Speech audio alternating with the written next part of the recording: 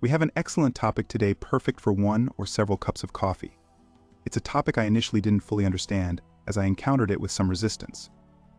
Now, for myself, for you, and for a bit of company, I'll try to analyze why auto-leveling appeared in games and whether it's truly necessary in modern titles.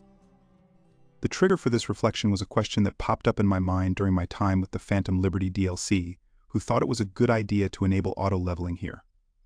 I had already completed the base game, understood the leveling system and enemy tiers, and honestly, when I started the expansion, I couldn't immediately figure out what had changed.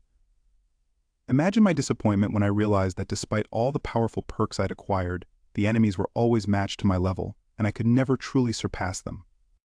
Before diving into the question of why leveling systems are essential in games, let me bring up my memories of playing Titan Quest. I remember battling satyrs at the start, slowly grinding for new yellow gear.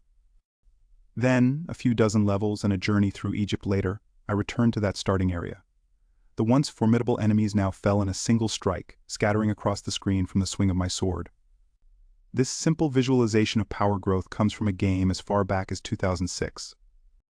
It's indeed strange that after The Witcher 3, where enemy auto-leveling was an option that allowed players to tailor the experience to their preferences, CD Projekt Red made it mandatory in Cyberpunk. For me, this limited the feeling of progression as I advanced in the game. I never got that sense of becoming stronger as a result of experience, side activities, and the overall journey. One of the primary purposes of the level progression system in games is to reflect the character's growth. It demonstrates that challenges that once posed a serious threat no longer do, and that the player is now ready for new, more formidable obstacles, which over time will also give way to even tougher challenges. This forms a simple gameplay loop, which some games use in this basic form. In the simplest case, it's a progression of numbers. For each click, you get 1 coin. After accumulating 10 coins. You start earning 2 coins and level up 5 times faster. Then, additional features like auto-earning unlock, and so on. In most RPGs, leveling up offers a similar experience. Instead of earning coins, you're depleting enemy health. In a straightforward sense, the higher your level, the harder you hit, the faster you defeat enemies, and the longer you survive. Before diving deeper, let's agree to define power level as the character's overall strength, which can be reflected through both gear power and numerical character level, essentially representing numerical progression at this point. The simple example of coins or potatoes illustrates this in modern games. A character's power can come from a sum of several individual systems. For example, in Diablo 4, the system, as of the time of writing, consists of the character level, item level, optimized gear selection, and gem level. Upon reaching max level, additional paragon levels and glyph upgrades come into play to further enhance paragon. And we haven't even included seasonal power-up systems if they're active.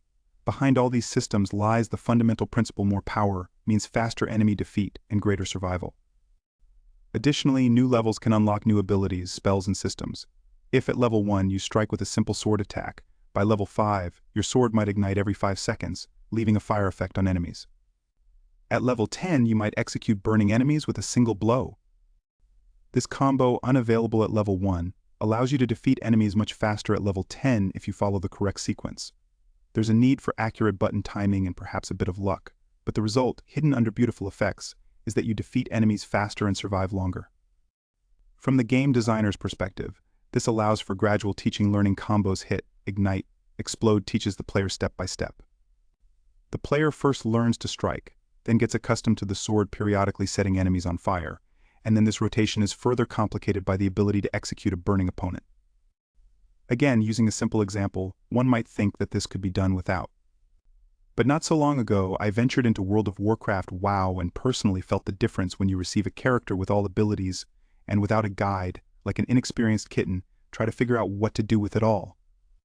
Versus when you level up a character and acquire abilities one by one, integrating them into your rotation and understanding when to use them. Static levels allow control over the gaming experience not only from the game designer's side but also from the player's side. Returning to the example of Titan Quest, where levels open up the possibility to break into new locations, sometimes getting ahead and receiving simpler fights. Sometimes, on the contrary, a slight lag makes the game more challenging. One of the beauties of this system is that if you fall behind, you get more experience for difficult fights and catch up faster. If you're ahead, you progress quicker and reach relevant challenges sooner. So why did auto-leveling start to appear? The main quest in The Witcher works approximately the same way, but only the main quest. The possibility of free world exploration complicates this simple scheme. First, now you can wander into places where monsters are still too tough even for an experienced but not yet very skilled monster hunter. Old school players are more accustomed to this. The same locations in WoW had required levels, and despite the open world, there was a path along which the player visited locations until reaching the maximum level. Secondly, a Witcher who received a side quest at level 10 might get engrossed in the main storyline and return to it at level 20 or 30.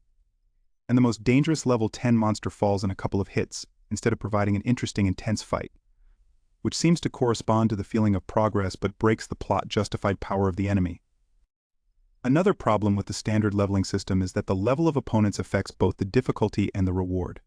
More powerful monsters drop more powerful rewards. In the same example, when you return to a long-taken side quest for a level 10 Witcher, an 11-12 level sword is great, but for a level 30 Witcher, it's just junk in the inventory. What can be done about this? Let's start with the option that was in the vanilla Wild Hunt: nothing. You can limit the time for completing additional quests, tied to progress in the main story, which partially exists. You can help a certain character only until they move further along the plot. But in this way, we already question, is this a side quest or a main one, or do we leave the player with a feeling of missed content? The reward part can be resolved by making the main reward something independent of level, for example, cosmetic armor, cool items, or a Gwent card. Okay, maybe not Gwent, let it be a personal pass to the baths for the Witcher or cool glasses. But preserving the difficulty of fights in such content is quite problematic. Okay, I delayed as much as I could. Here, auto-leveling can help us. Auto-leveling changes the premise to regardless of your level, you will defeat opponents and survive as the game designer intended. If the Witcher goes on a quest at the appropriate level, the bear will take 1 minute to kill. If the Witcher returns 20 levels later, the bear will require approximately the same minute to kill. For a one-off fight with a bear whose hide is enhanced with magical runes, this might be suitable. But on the way to him in the location, let there be rats. At the first level, you hit a level 1 rat with 100 HP and kill it in 3 hits. At the second level, without auto-leveling, you would kill the rat in 2 hits. Riddle, how many hits will it take you to kill it with auto-leveling at level 30? 3 hits. For developers, such a solution allows them not to worry about the player reaching the boss too early or too late. On one hand, the player is given the opportunity to face the boss whenever they want, but on the other hand, leveling up their character loses its significance. If you think I'm making this up, that's not the case at all. The first game where I encountered auto-leveling was Oblivion. When I played through it, oddly enough, I was more fatigued by the Oblivion gates themselves than by this system. Although it can be fixed with mods, it became famous for the fact that the auto-leveling mechanism was not implemented in the best way. To briefly describe the situation at the first level, you're in rags and armed with a simple steel sword, and you're attacked by bandits in leather armor who die in 3 to 4 hits. Upon reaching level 10, you might be in elven armor with an elven sword, but the bandits you encounter can already be wearing dwarven armor and withstand 3 to 4 hits. At level 30, when you're clad in glass armor and your artifact sword is blessed by Akatosh himself, the bandits have now donned Daedric armor and still die in 3 to 4 hits. This is assuming you've been focusing on leveling and haven't fallen behind the bandits obsessed with self-improvement. Why don't I like this system? Besides the fact that I'd like enemies from the beginning of the game to run away in horror from a character in artifact armor, the gameplay here is built not as a reward for leveling up, but rather as a punishment for suboptimal choices. If you choose to level up speechcraft instead of combat magic, you might find yourself in a situation where you're a merchant with level 100 speechcraft, but an over-leveled bandit fights you and kills you in 1 hit. In Cyberpunk, considering the narrative justification and world building, I perceive this system negatively. There's a strong emphasis on the storyline with some side quests. Even in The Witcher, I was prepared that some side quests done out of order would give me low experience, but when I returned to old locations, I could avenge the bandits who killed me time and again. However, for open-world games, especially the Elder Scrolls series, where the main quest is not actually the main part of the game and the player can venture anywhere at any time, this is needed more than in The Witcher or Cyberpunk. Otherwise, the player will quickly lose interest. Considering that a player can become an archmage in a couple of hours will either find that their power hasn't grown or that the rest of the game will be uninteresting. At the same time, there's the amusing moment of how the head of the College of Mages will be doing entry-level quests in the Companions Guild. In the next installment of the series, Skyrim, this system was refined. Now, enemies have a maximum level within their type, preventing you from encountering rats equal in strength to dragons, and as you level up, they are replaced with stronger versions. For bandits, the progression moves from bandit at level 1, advancing to bandit outlaw at level 10, then to bandit chief at 15, bandit marauder at 20, and finally reaching bandit leader at level 25. In contrast, dragons scale much higher. They start as dragons at level 10, evolve into blood dragons at 20, frost dragons at 30, elder dragons at 40, ancient dragons at 50, revered dragons DG at 62, and ultimately legendary dragons DG at 75. Important named characters and dragons have a floating level. For example, the titular dragon Alduin has a level range from 10 to 100 to remain a worthy opponent at any stage of the game. This system takes the best from fixed levels and auto-leveling, still causing dissatisfaction among some players and spawning memes about draugrs. For most, it creates an adventure wherever they go. This system takes the best from fixed levels and auto-leveling, still causing dissatisfaction among some players and spawning memes about draugrs. For most, it creates an adventure wherever they go. Because here we have both legendary dragons for legendary heroes and ordinary bandits who demonstrate progress. In Skyrim, the level is hidden as a number, and you can gauge it by the enemy's name. It reminds me of Borderlands, where more powerful enemies acquire the word badass at the maximum level. You might encounter a mega badass ultra bandit leader. In fact, systems that auto-adjust the world to the player have gone even further. I remind you that the purpose of games is to entertain. A good auto-leveling system might not even be noticeable, so naturally does it adjust the world to your experience, for example, by locking the level of a location the moment you enter it. This reduces the range within which you can replay the game or get stuck before a difficult area. Plus, the system doesn't have to be tied only to the character's level. Rewards and enemies can depend on defeated bosses or completed quests. You can observe this in a simple form in Spider-Man, where as you progress through the storyline, stronger enemies appear in the city, adding opponents of relevant difficulty to side activities. It was interesting for me to learn that the recent Zelda games incorporate a similar system, though hidden from the player. In Breath of the Wild and Tears of the Kingdom, the enemy leveling system is designed to make the game engaging and challenging at any stage, regardless of the order in which you explore locations. This mechanic secretly tracks Link's progress through internal experience points XP, which are awarded for defeating enemies and performing certain combat actions, such as perfect parries, precise headshots, last-moment dodges, and victories without taking damage. When you accumulate a certain amount of experience through these actions, bokoblins are replaced by blue bokoblins, and then by black bokoblins. This upgrade doesn't apply to all mobs, but allows the game to challenge the player regardless of location order, while still leaving specific challenges if you stumble upon a tough boss. Implementing an auto-leveling system allows developers to spend less time balancing game progression, because whenever you encounter a boss, location, or enemies, they will always match your strength, offering you the gaming experience initially intended by the game designer. So perhaps I've sold you on this system, but we've only addressed one of its drawbacks so far: the sense of progress. It might seem that auto-leveling has become almost an essential tool for open-world games nowadays. Initially, I had an example of Baldur's Gate 3, but its open world is technically several isolated worlds divided into acts. Don't worry, I have another example: Elden Ring. I'd like to remind you that you can't adjust the difficulty level with a slider in this game. Instead, elements influencing difficulty are integrated into the game itself. Elden Ring demonstrates that its difficulty system is structured so each player decides at what level to approach a specific location or boss. If you want maximum difficulty, you can play the game at the first character level with basic weapons. Here I wanted to mention the necessity to level up to complete certain quests.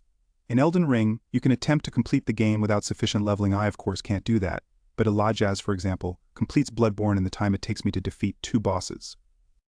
Even though I have the ability to defeat any boss at any level, I might still lack the gaming skills to overcome an enemy, so I'll go level up to handle it. Elden Ring doesn't have an issue with rewards, because armor and weapons are all obtained at the initial level and upgraded separately. However, it's not free from the problem that you can overlevel enemies, and they'll die in a few hits. But honestly, there are already too many bosses in this game. In the base version, this leads to slowing down progress, or, in extreme cases, to a grind wall. Games with a skull system, which stems from the recommended level, usually look like this. There's a base level yellow-green, means it will be easy gray, you are already too strong. It will be too simple here. And there will be orange is more difficult, but if you're confident, go ahead. Red, it's too early for you to go there. And the skull, even don't think about it, run. The latest way to solve the problem of over-leveling that I've observed in modern games is the relative system, which creates a range within which you're allowed to over-level the game. Honestly, it took me some time to get used to this system for the first time and understand how it works in Destiny and what the light level is. In general, I would say that this system is close to auto-leveling but differs by limiting progress within an allowed range. Here, the math works not in absolute but in relative terms. It doesn't matter that your power level is 1000, you haven't become twice as strong as you were at level 500. But if you meet enemies with a power level of 1000, you will deal 100% damage. At 1050 power, you deal 110%, at 1100, 120%. But here's a riddle for you: how much damage will you deal at 1500 power? Still the same 130%. And at 2000? Still 130%. Players here don't have the opportunity to overlevel to a state where they can one-shot enemies. The difficulty and gaming experience remain predictable, but the feeling of progress is preserved. In a race with regular auto-leveling, it's impossible to win, but here developers give room within which you can be stronger or weaker than the content, but you still won't be able to become several times stronger. So what conclusions can be drawn from all this? The level-up system as a number is just another game convention. Good games now show stronger enemies visually, removing emphasis from numbers. However, for modern games with true open exploration, it's almost essential, allowing you to go where you're interested, not just where the main quest leads. In games where the player's path is built around the main storyline, a system with familiar exploration and growth of enemy strength and rewards works well, smoothing out the rough edges of auto-leveling. Small tweaks can improve the system with regular level progression. But for modern games with truly free exploration, it's rather necessary and gives the opportunity to go where it's interesting, not just where the main quest and its branches lead. It heavily depends on the gaming experience, but a good system is much harder to notice. It looks extremely natural in the game world. The most likely place where it becomes apparent is if it systematically takes away your sense of character power growth. Rejection of it begins when it's used where it could have been done without, or where it severely limits the possibilities of character growth without giving anything in return. And then begins the trade-off between the emotions that the growth of the hero's power provides against gameplay balance. So after all this reflection, I'd like to conclude that Cyberpunk would work perfectly without an auto-leveling system, unlike games where I would want to see it.